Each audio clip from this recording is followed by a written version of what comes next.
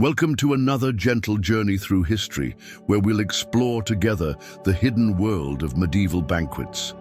Let your breathing slow as we step back in time. If you're settling in for the night, or simply need a peaceful moment, you've found the right place. Tonight, we'll uncover the fascinating, sometimes surprising truths behind the grand feasts of medieval Europe. So find your most comfortable position. Close your eyes if you wish, and let history carry you to rest. And if this brings you the peace you're seeking, perhaps share it with someone else who needs a little sleep, or leave a quiet thought in the comments when you wake. Imagine, if you will, a cold morning in the year 1387. The frost still clings to the diamond-paned windows of a manor house somewhere in the English countryside. You are a person of modest nobility, perhaps a knight returned from service, or a merchant who has earned favor with the local lord. A servant approaches, his footsteps soft on the rushes that cover the stone floor. In his hands, he carries a small piece of parchment, sealed with red wax. The seal bears the coat of arms of your liege lord, and your heart quickens slightly, not with fear but with anticipation. The parchment crackles softly as you break the seal. The invitation is written in careful Latin script. You are cordially invited to feast at our table on the feast of St. Martin, when the harvest has been blessed and the winter stores are full. You set the invitation down, your fingers tracing the elegant lettering. A grand banquet. Such events were rare, precious occasions that could elevate one's standing or reveal secrets that changed everything. Little do you know, as you prepare for this evening of supposed celebration, what truths await you in that great hall.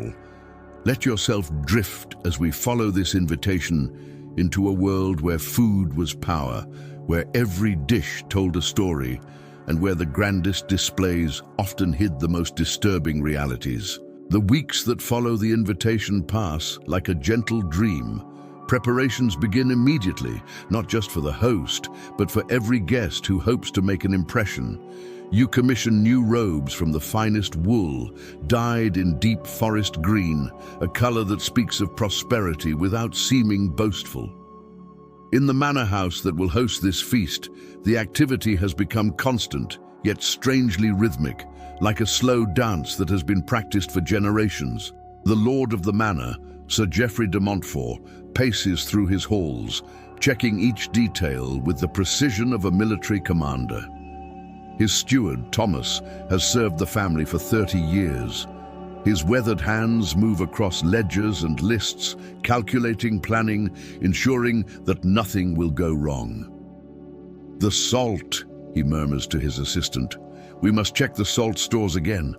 And the spices from the merchant in London, have they arrived?" You see, in medieval times, a banquet was never simply about food. It was theater, politics, and survival all woven together. The wrong dish served at the wrong moment could insult a powerful guest. The absence of a particular spice could signal financial weakness. And the seating arrangement could start wars. Feel the weight of these preparations as servants scrub the great hall until the stones gleam. Tapestries are hung to cover the cold walls, depicting scenes of hunting and conquest. Their rich colors, deep reds, royal blues, golden yellows, create a warm cocoon against the November chill. The kitchens become a world unto themselves. Imagine the controlled chaos, the heat from great hearths that burn continuously, the steam rising from massive cauldrons, the careful choreography of cooks, scullions, and servants, all working toward this single evening. He moves through the kitchen like a general, tasting, adjusting, commanding, his knowledge passed down through generations of cooks before him. Sleep comes easier when we understand that even in those distant times, people worked with such dedication, such care, creating beauty and meaning in their daily tasks. Let their rhythms soothe you as we continue our journey. Now, as you rest comfortably, let us peer beneath the surface of these grand preparations. Here lies the first disturbing truth. that medieval banquets were built upon a foundation of profound inequality and sometimes unspeakable suffering. The lord who hosts this feast, Sir Geoffrey, controls vast lands worked by hundreds of peasants. These peasants, bound to the soil by laws older than memory, cannot leave without permission. They work his fields from dawn until dusk during planting season and harvest, giving him a portion of everything they grow. But here is what the history books often overlook. During years of poor harvest, when the common folk struggled to survive, the nobility still demanded their feasts, still insisted on their displays of wealth. The grain that could have fed a village for weeks was instead ground into fine white flour for delicate pastries that would be admired and then often discarded. Picture young William, a peasant boy of perhaps 14. His family's harvest this year was poor. The rains came too late, then too heavily, yet still they must provide grain for the Lord's feast. William's mother, pale with worry, measures out their stores, knowing that what goes to the manor means less bread for her children through the long winter ahead. She wraps the grain carefully in rough cloth, her hands shaking slightly, not from cold, but from the terrible arithmetic of survival. If the winter is harsh, if the stores run low, some in the village may not see spring. Yet the feast must go on, for to refuse would mean punishment or worse. This is not a story of cruelty for its own sake, but of a system so entrenched, so accepted, that even good people participated without question. Sir Geoffrey considers himself a fair lord. He provides protection for his people, settles their disputes, maintains order. In his mind, the feast serves a purpose. It demonstrates his power, which ensures peace, which protects everyone under his rule. But late at night, in his private chambers, does Sir Geoffrey ever wonder about the cost? Does he think of the families who will hunger so that he might impress his guests? Let these questions drift through your mind like autumn leaves on still water as we continue our exploration. The great feast is still days away, but the preparations include events that reveal another disturbing truth about medieval entertainment. The hunting party assembles at dawn, horses snorting in the cold air, their breath visible like small clouds of steam. You join this hunt as an honored guest. The morning mist clings to the forest floor, creating an otherworldly atmosphere. At first, there is something beautiful about it. The cooperation between horse and rider, the skill of the huntsman, the ancient connection between human and nature. But as the hunt progresses, you begin to notice things that make you uncomfortable. The deer that is finally cornered, its eyes wide with terror. The way some of the younger nobles laugh at its fear. The hounds, well-trained and fierce, who tear at the fallen animal with enthusiasm that seems almost unnatural. Sir Geoffrey calls for the ceremonial cutting, a ritual where the most honored guest, perhaps you yourself, must participate in the butchering of the kill. The warm blood stains your hands, the smell of it thick and metallic in the cold air. This blood will later be used to make puddings for the feast. Nothing wasted, everything serving the grand design. But there is more. The hunt is also a demonstration of power over the land itself. These forests, once open to all, are now forbidden to the common people. A peasant caught taking even a single rabbit could lose a hand, or worse. The game that once fed hungry families now serves only to amuse the wealthy. Young Thomas, the poacher, hiding in the brush just beyond the hunting party, watches with bitter eyes. His family has not tasted meat in months. Yet here before him runs enough game to feed his village for weeks, all reserved for the entertainment of those who already have plenty. He clutches his simple snare made from twisted hemp, knowing that if he is caught using it, the punishment will be swift and terrible. The forest that his grandfather roamed freely has become a prison, where the bars are made of law and privilege. Feel the weight of these contradictions, the beauty and the brutality intertwined, like the patterns in an illuminated manuscript where angels and demons dance on the same page. This too is part of our story, part of the truth we must face to understand what really lay behind those glittering banquets. Rest easy knowing that by understanding these harsh realities, we honor those who suffered them. We remember them. We do not let their stories disappear into the comfortable myths of a golden past. The evening of the great feast approaches, and in the kitchens below the great hall, Master Walter oversees preparations that would amaze and horrify a modern observer. The kitchen is a world of extremes, of incredible skill and disturbing practices. These kitchen boys, some no older than 10, work 16-hour days during feast preparation. But let us focus on the artistry as well.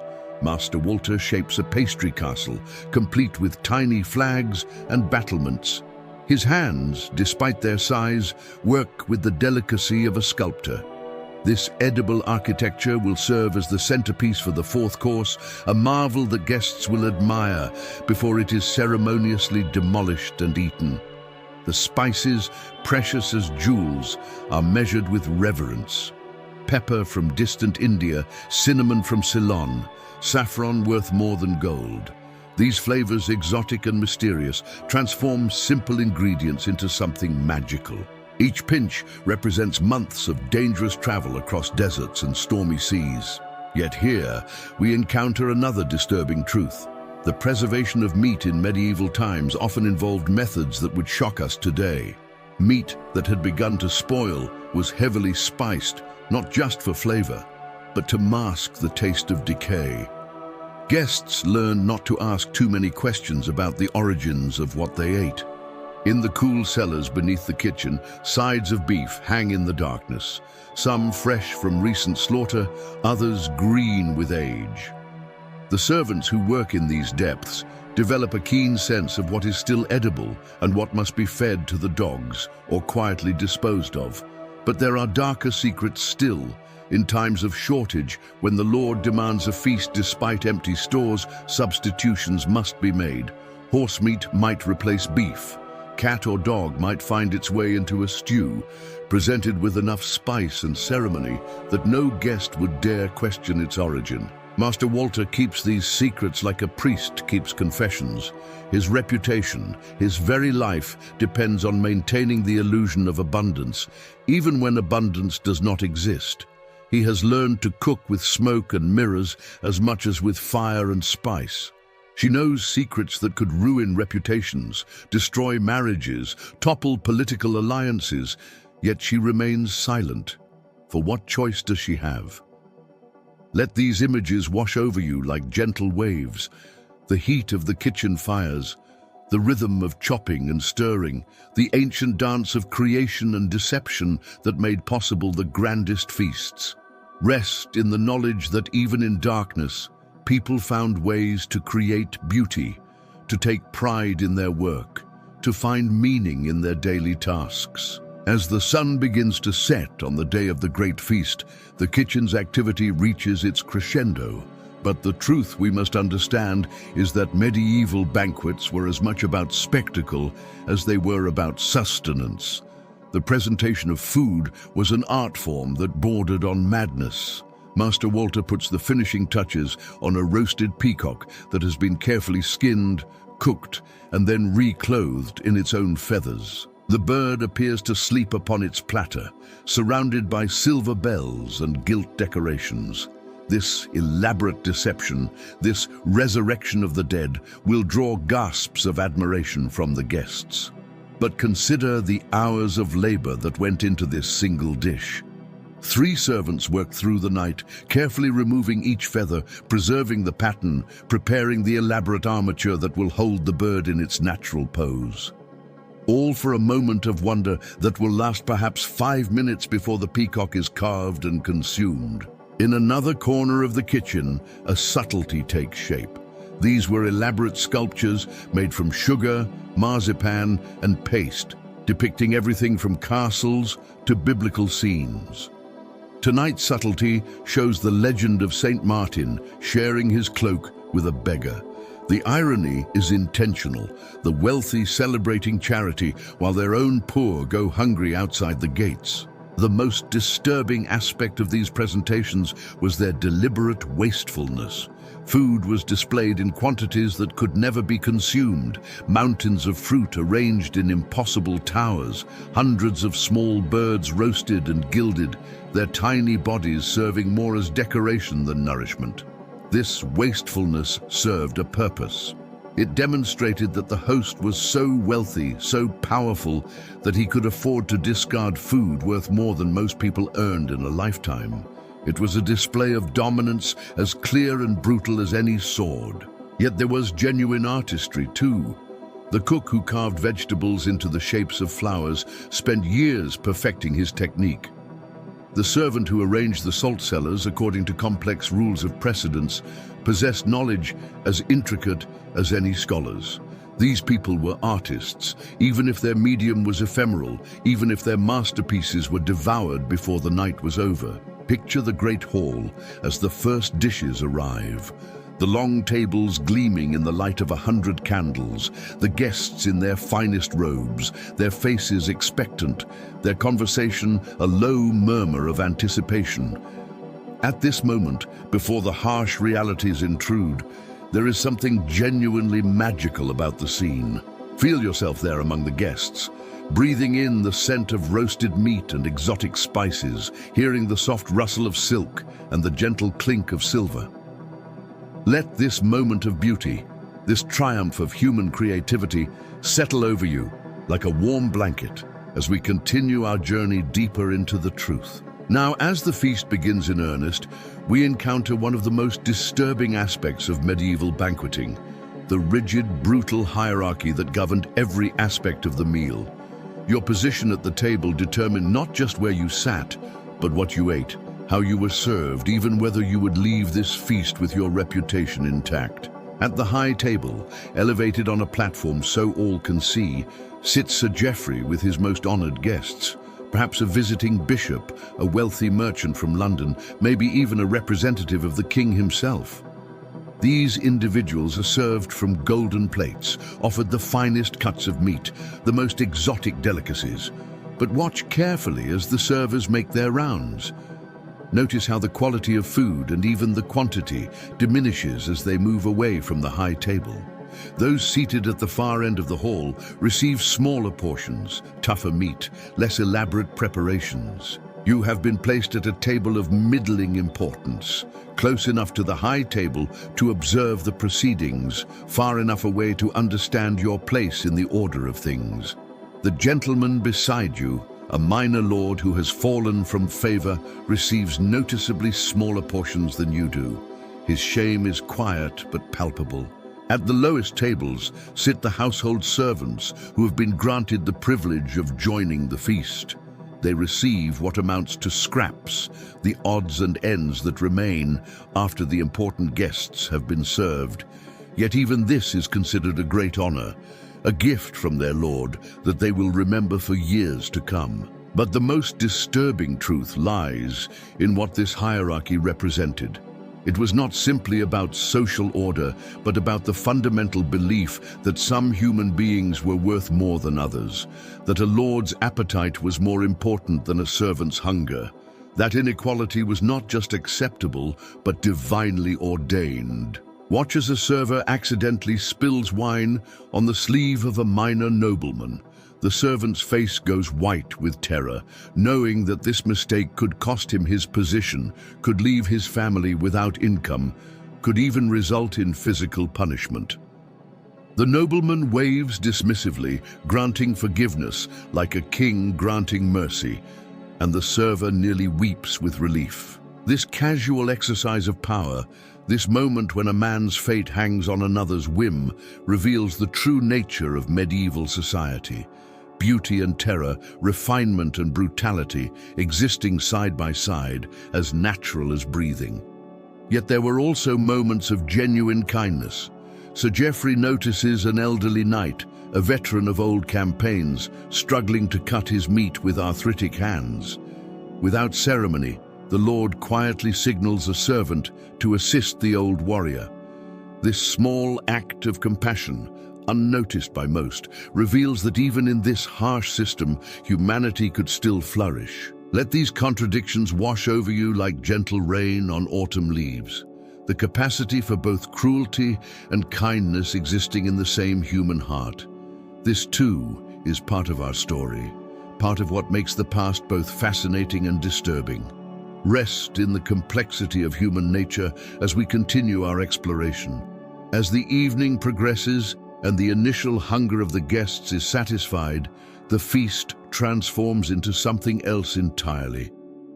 Entertainment arrives in forms that reveal yet another disturbing truth about medieval culture: the casual acceptance of violence as a source of amusement. Between the third and fourth courses, a troupe of performers enters the great hall. They bring with them a dancing bear, chained and muzzled, its once proud spirit broken through years of captivity and training. The bear rises on its hind legs, swaying to the music, and the guests laugh and applaud. You watch the bear's eyes and see something that makes you uncomfortable. Intelligence, sadness, a dim awareness of its degradation. The bear performs because it must, because the alternative is pain or worse. Yet the assembled nobility sees only an amusing novelty, a creature made to dance for their pleasure. The entertainment continues. Jugglers and acrobats perform feats that border on the impossible, risking their lives for applause and the few coins that will be thrown their way. A young girl, no more than 12, walks across a tightrope stretched high above the hall. One slip means serious injury or death, but the crowd watches with delight, thrilled by the danger. But it is the fool, the court jester, who reveals the darkest truths of all. Master Benedict has served this household for 15 years. His wit is sharp, his observations keen, but he is also the only person in the hall who can speak truth to power, protected by his motley costume and his reputation for madness. Listen to his jest, delivered with a smile but carrying the weight of prophecy.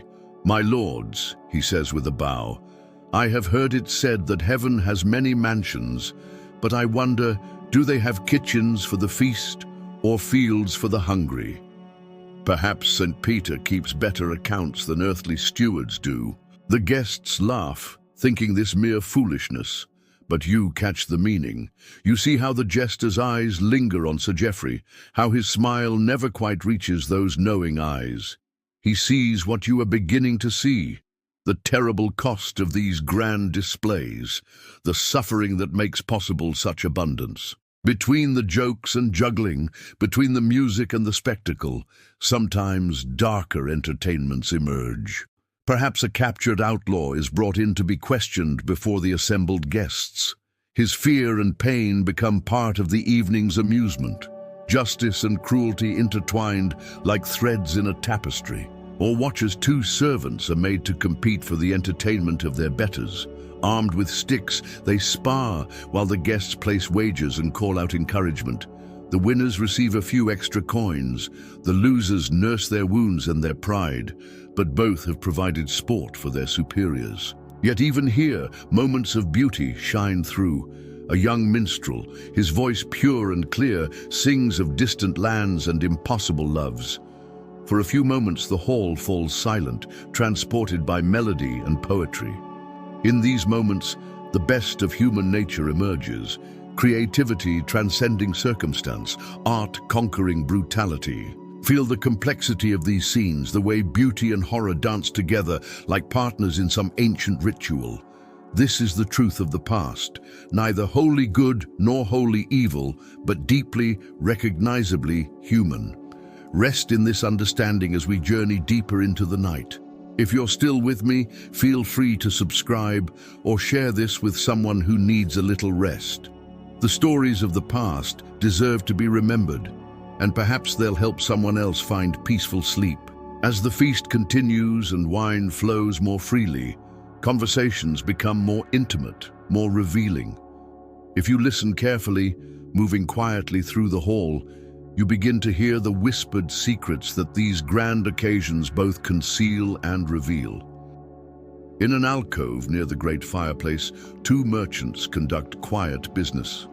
Their voices low but intense, they negotiate the price of grain that will be withheld from the common markets, creating artificial scarcity that will drive up prices and increase their profits. The grain that could ease winter hunger will instead fill their coffers. Lady Margaret, Sir Geoffrey's wife, receives a small folded parchment from a servant who approaches with studied casualness. The message is from her brother, warning of political changes at court. Alliances shifting like sand, enemies becoming friends, friends revealing themselves as enemies. Such intelligence, gathered at events like this, could mean the difference between prosperity and ruin. You notice a young chaplain who serves as secretary to the visiting bishop. His eyes move constantly, observing, memorizing. He will report back to his master about every word spoken, every alliance hinted at, every weakness revealed. Information is power, and banquets are where information flows most freely. But the most disturbing secrets concern the treatment of those who cannot protect themselves. In hushed tones, you overhear a conversation about the new tax levies, designed to pay for the Lord's latest building project. The speaker estimates that 3 families in 10 will be unable to pay and will lose their holdings, becoming wanderers on roads they once called home. Another conversation reveals the fate of a young serving girl who caught the fancy of a visiting nobleman. Her protests were ignored, her family's objections overruled. She has disappeared from the household, taken as part of the nobleman's entourage. Her fate uncertain, her voice silenced, her humanity reduced to property. Yet you also overhear planning for genuine charity. Lady Margaret quietly arranges for surplus food to be distributed to the poorest families in the village. She speaks softly to her trusted steward, ensuring that the gifts appear to come from anonymous benefactors, her kindness genuine but necessarily secret. Sir Geoffrey himself, in a moment of unguarded honesty, confesses his fears to an old friend. The harvest has been poor, his tenants struggle, the king demands higher taxes for his wars. How long can he maintain this facade of prosperity? How long before the weight of responsibility crushes him? These whispered conversations reveal the truth behind the pageantry.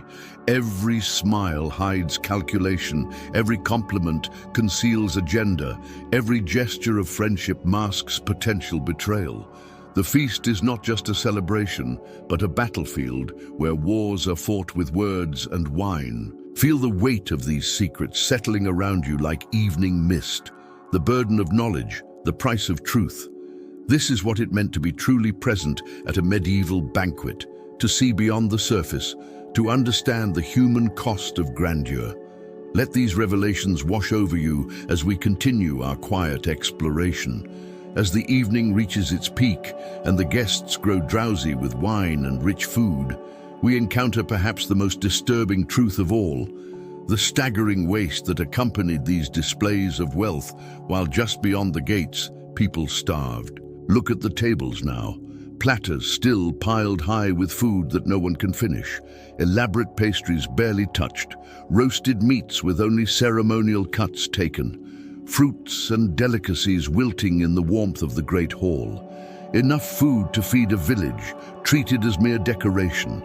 The servants who clear these tables know the value of what they carry away. Some will go to feed the dogs, some will be given to the lowest servants as a special privilege, but much, shamefully much, will be thrown into pits behind the kitchen to rot and attract vermin. Master Walter, the head cook, feels this waste keenly. He knows the cost of every ingredient, the labor that went into every dish. Yet he also knows that abundance, even wasteful abundance, is what the Lord requires. The display matters more than the substance, but step outside the great hall, just beyond the manor's gates. Here you find a different reality entirely. Families huddle around meager fires, their children thin with hunger, their faces gaunt with want. They can smell the feast, hear the laughter, but they might as well be in another world. Old Margaret, the beggar woman, has waited by the gate since dawn, hoping for scraps, for any small kindness. She remembers when her husband farmed a small plot, when her children had enough to eat, before the Lord needed those fields for his hunting park, before she became invisible, expendable. Young Peter, barely 8 years old, presses his face to the iron gates, watching the warm light spill from the windows. His stomach aches with emptiness, but his eyes are filled with wonder. He has never seen such brightness, such plenty. It seems magical, impossible, like something from a dream. Inside the hall, a guest pushes away a plate still half full, complaining of being too stuffed to take another bite. Outside, Peter would treasure even the scraps from that plate, would eat them slowly, savoring every morsel, making them last as long as possible. This contrast, this brutal juxtaposition of feast and famine, reveals the moral corruption at the heart of the feudal system. It was not simply that wealth was unequally distributed, but that the wealthy celebrated their excess, while the poor suffered in silence just beyond their sight. Yet there were those who recognized the wrongness. Father Thomas, the village priest, speaks quietly to those who will listen, reminding them of Christ's words about the rich man and Lazarus, about the difficulty of a camel passing through the eye of a needle. His words carry weight, but change little. Lady Margaret, as we have seen, tries to help where she can, but her charity is limited, constrained by social expectations, by the need to maintain her husband's position. She feeds a few, but hundreds more remain hungry. Her kindness is genuine but insufficient. Even some of the guests feel uncomfortable. Sir William, a knight who has seen real hardship in foreign wars, pushes food around his plate, his appetite diminished by the knowledge of want outside these walls. But he says nothing, for to speak would be to challenge the entire system upon which his own comfort depends. Let this terrible truth settle gently in your mind, like snow falling on a winter landscape. The capacity for both great beauty and great cruelty existing in the same moment, the same place, the same human hearts. This is the legacy we inherit, the responsibility we bear, to see clearly and remember honestly. Rest now in the knowledge that by understanding these hard truths, we honor those who suffered, we refuse to romanticize their pain, we commit ourselves to building a more just world. Sleep comes easier when we carry the light of truth, even when that truth is difficult to bear. As the feast continues into the deep hours of the night, we must examine one of the most revealing aspects of medieval banqueting: the intricate politics that governed every detail, from the placement of salt cellars to the order in which guests were served. These seemingly minor details revealed and reinforced the entire structure of medieval society. The great salt cellar, ornate and gleaming, sits at the center of the high table. This is no mere seasoning, but a symbol of power itself. Salt was precious, difficult to obtain, expensive to transport. To sit above the salt meant you were among the most honored guests. Below the salt, and your lesser status was visible to all.